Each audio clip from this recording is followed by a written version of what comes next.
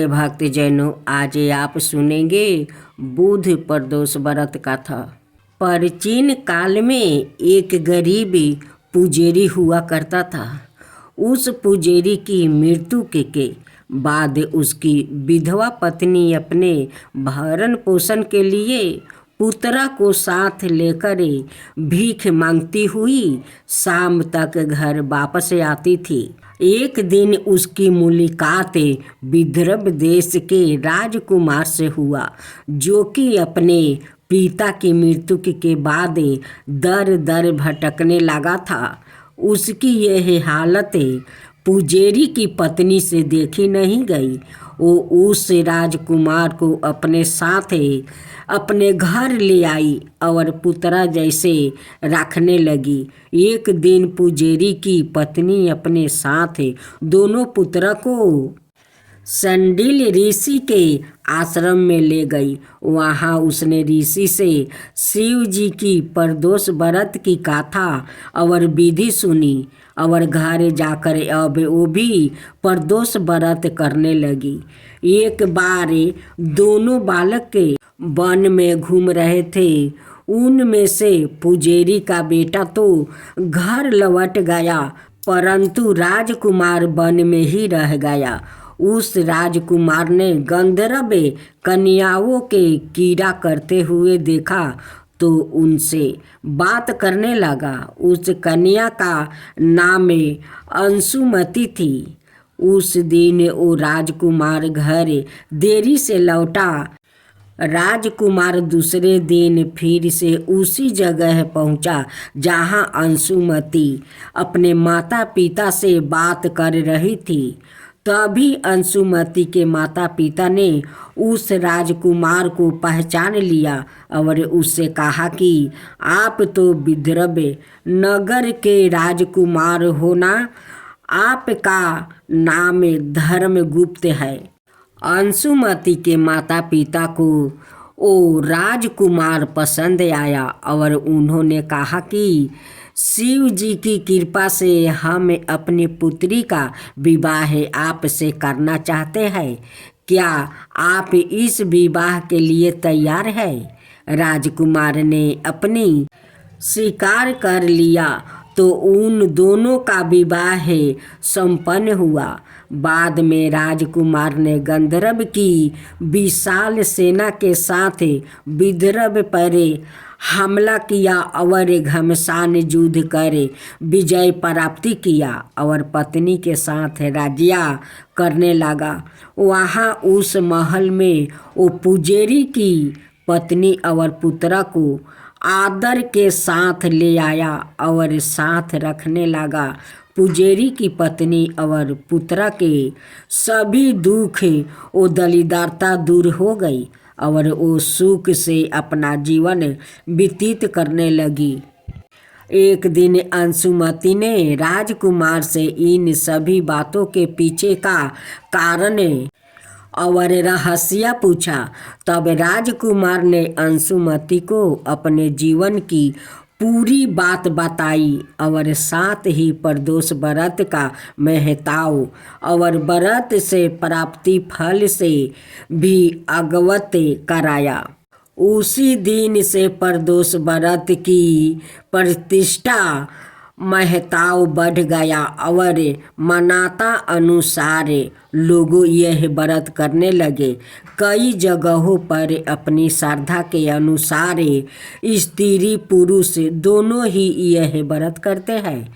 इस व्रत को करने से मनुष्य के सभी कष्ट और पाप नष्ट होते हैं और मनुष्य को अभीष्ट की प्राप्ति होती है। अब सुने माँ लक्ष्मी की कथा। एक गांव में एक गरीब ब्राह्मण रहता था। वो हर दिन विधि विधान से भगवान विष्णु का आराधना करता था। एक दिन उसकी भक्ति से प्रसन्न होकर भगवान विष्णु ने उसे दर्शन दिया और ब्राह्मण से एक वरदान मांगने के लिए कहा। तब ब्राह्मण ने उसके घर माँ लक्ष्मी का निवास होने की इच्छा जाहिर की। तब भगवान विष्णु ने ब्राह्मण को लक्ष्मी प्राप्ति का मार्ग बताया। भगवान विष्णु ने कहा कि मंदिर के सामने एक स्त्री आती है और वो यहाँ आकर उपले थापती है। तुम उसे अपने घर आने का आमंत्रित देना और वो माँ लक्ष्मी है। भगवान विष्णु ने ब्राह्मण से कहा, जब माँ लक्ष्मी सवाए तुम्हारे घर पधारेगी तो घर धन धन से भर जाएगा। यह कहकर भगवान विष्णु अंतर्ध्यान हो गया। अगले दिन ब्राह्मण सुबह सुबह मंदिर के पास बैठ गया। लक्ष्मी माँ उपले थापने के लिए आई तो ब्राह्मण ने उनसे घर आने का निवेदन किया। ब्राह्मण की बात सुनकर माता लक्ष्मी समझ गई कि यह विष्णु जी के कहने पर ही हुआ है। लक्ष्मी जी ने ब्राह्मण से कहा कि मैं तुम्हारे साथ चलूँगी, लेकिन तुम्हें पहले महालक्ष्मी व्रत करना होगा। 16 दिन तक व्रत करने और 16वां दिन चंद्रमा को अर्घ देने से तुम्हारी मनोकामना पूरी हो जाएगी। ब्राह्मण ने माँ लक्ष्मी के कहे अनुसार वो किया और माँ लक्ष्मी को उत्तर दिशा की और मुख करके पुकारा। इसके बाद माँ लक्ष्मी ने अपना वचन पूरा किया। माना जाता है कि तभी से महालक्ष्मी व्रत की परंपरा शुरू हुई थी। अब आप सुनेंगे श्री रामचंद्र जी को कुत्ते ने बताया अन्याय का अनोखा तरीका। श्री रामचंद्र जी ने कहा, दोबारा जाओ और जोर से आवाज लगाओ, याद कोई भूखा रह गया हो। श्री रामचंद्र जी का आदेश पालन करते हुए लक्ष्मण जी दोबारा बाहर गया और उन्होंने जोर से आवाज लगाई तो कोई आदमी तो नहीं, वरन एक कुत्ते को लक्ष्मण जी ने रोते हुए देखा। अंदर आकर उन्होंने श्री रामचंद्र जी से कहा, बाहर कोई व्यक्ति भूखे नहीं है, बल्कि एक कुत्ता अबर से रो रहा है। श्री रामचंद्र जी ने उस कुत्ते को अंदर बुलाया और कुत्ते से पूछा, तुम रो क्यों रहे हो? कुत्ते ने कहा, एक ब्राह्मण ने मुझे डंडा मारा है। श्री रामचंद्र जी ने ब्राह्मण को बुलाया और उससे पूछा, क्या यह कुत्ता सही बोल रहा है? ब्राह्मण ने कहा, हाँ, यह मेरे रास्ते में सो रहा था, इसलिए मैंने इसे डंडा मारा है। यह कुत्ता जहाँ तहाँ लेट जाता है, इन्हें डंडे से ही मारना चाहिए। श्री रामचंद्र जी ने समझाया कि ब्राह्मण की गलती है, परंतु ब्राह्मण को क्या कहे, सो उन्होंने कुत्ता को पूछा, ब्राह्मण ने तुम्हें डंडा मारा तो तुम क्या चाहते हो? कुत्ते ने कहा, भगवान इसे माठधीश बना दिया जाए। कुत्ते की बात सुनकर भगवान मुस्कुरा दिया और मुस्कुराते हुए कुत्ते से पूछा, इस ब्राह्मण ने तुम्हें डंडा मारा, बदले में तुम इन्हें माठधीश बनाना चाहते हो? माठधीश बनाने से इनकी बहुत सेवा होगी, काफ़ी चेले बन जाएंगे, इससे तुम्हारा क्या फ़ायदा होगा? कुत्ता बोला, मैं भी माठधीश था, मुझसे कुछ गलत काम हुआ, आज मैं कुत्ते की योनि में हूँ और लोग के डंडा खा रहा हूँ। यह भी माठधीश बनेगा, फिर कुत्ते की योनि में जाएगा, फिर लोगों के डंडा खाएगा, तो इसकी सजा पूरी हो जाएगी।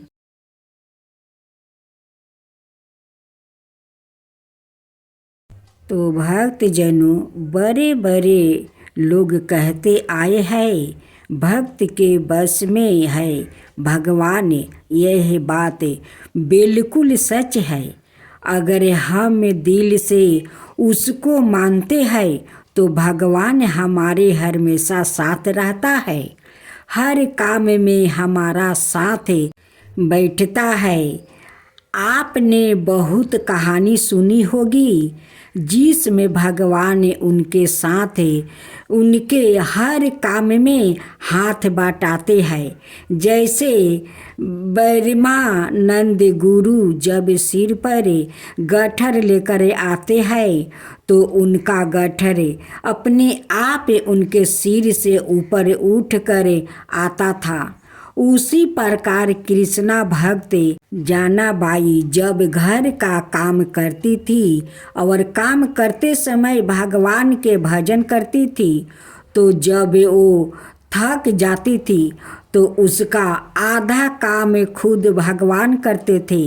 इसी तरह नरसी भक्त की बेटी का भात भगवान खुद आकर भरते हैं। दोस्तों, भगवान तो हमेशा हमारे साथ है, बस वो तो हमारी श्रद्धा देखता है कि कितनी है। ऐसी ही घटना आज एक बुढ़िया की मैं आपको बताती हूँ। एक बुढ़िया गुरु गोरखनाथ के दर्शन करने आती है।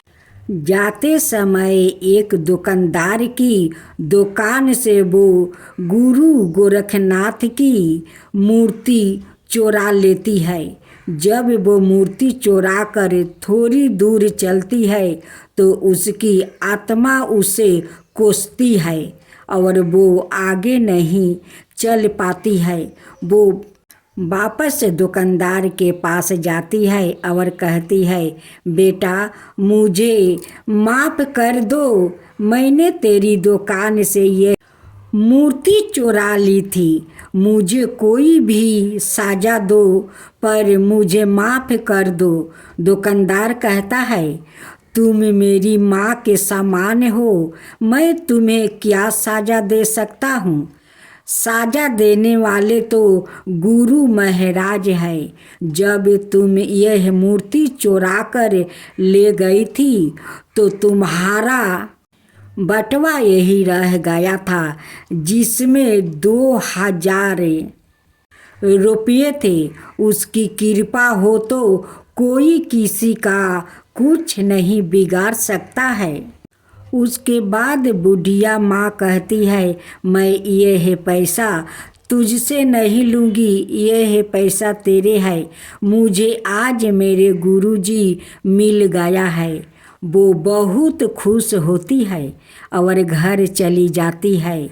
वो हर रोज खाना खाने से पहले गुरु गोरखनाथ को खाना खिलाती है, नहलाती है, कपड़े बदलती है, हर रोज ऐसे ही पूजा करती है। एक दिन वो बीमार हो जाती है और अपनी बहू को गुरु की सेवा करने को कहती है।